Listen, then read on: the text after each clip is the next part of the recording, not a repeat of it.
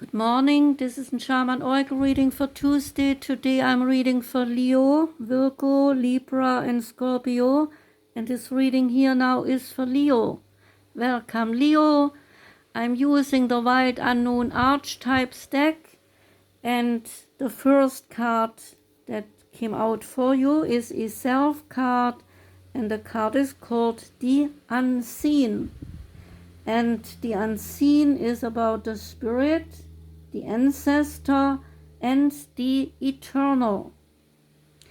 The unseen is just as it sounds. We cannot see it, yet it sees us, watching and waiting with wisdom, both kind and instructive.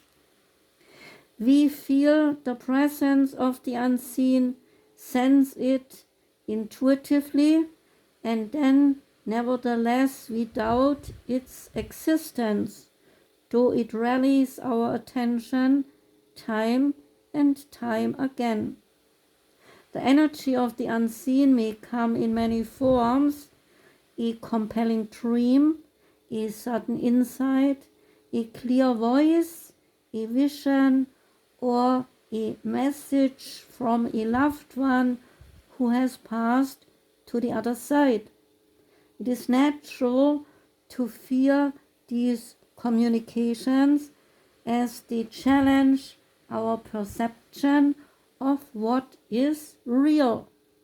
When this card appears, your guides are near, the eternal is present, and the doorway between the worlds is ajar.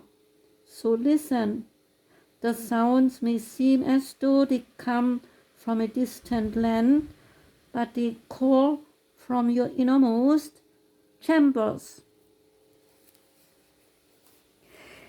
Being graced by the unseen is a gift, so treat it kindly and allow yourself to be seen by eternal eyes. And guidance comes in many forms. Do not expect it to be glittery or comfortable. The spirit world speaks the truth. Sometimes it soothes and sometimes it burns.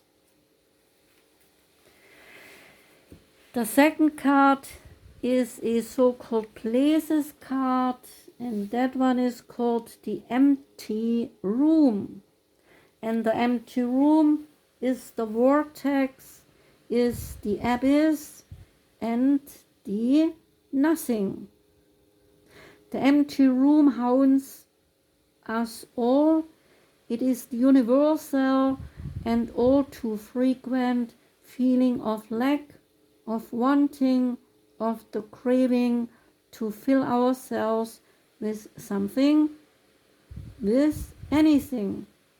We too often attempt to remedy the discomfort of the empty room by any means necessary, leading us to a culture of more. Ironically, the empty room is filled to the brim with potential, yet we perceive it as not enough.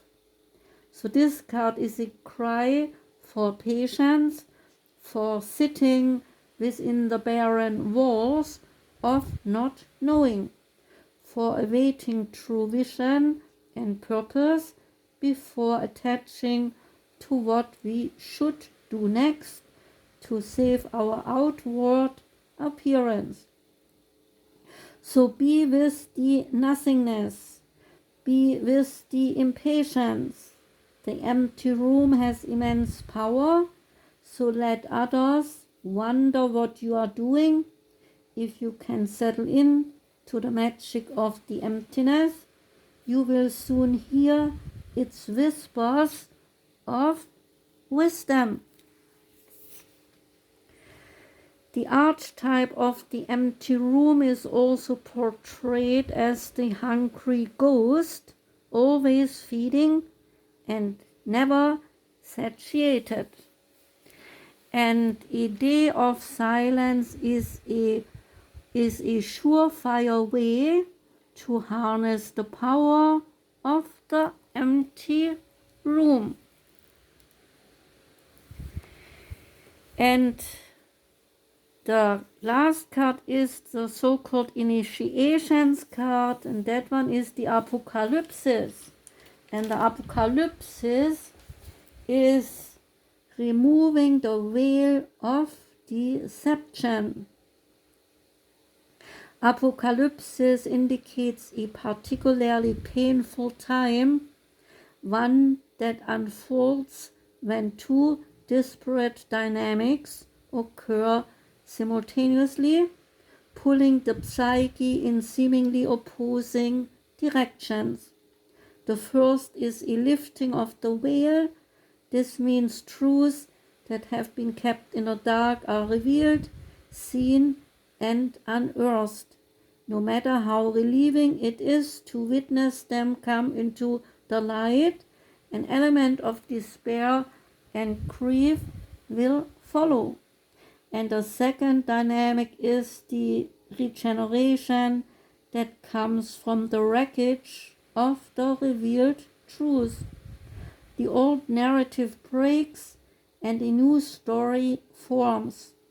Apocalypsis energy is similar to a forest fire and its devastation for the sake of regeneration. The veil lifts and we see who and what has been hiding. From the nakedness of the truth, a child is born. So have faith in the process. Hold on to your center. That is the only way. All kinds of things will be revealed during a time of apocalypsis, from big global lies to little white ones that lace the bedroom sheets. So brace yourself for the horse of truth to storm your every field. And this card has a strong relationship to the card Aletheia. If both cards appear in one reading, you have got some real uncovering to do. So take heed. But in your reading, only one card came, so all is well. Okay, Leo?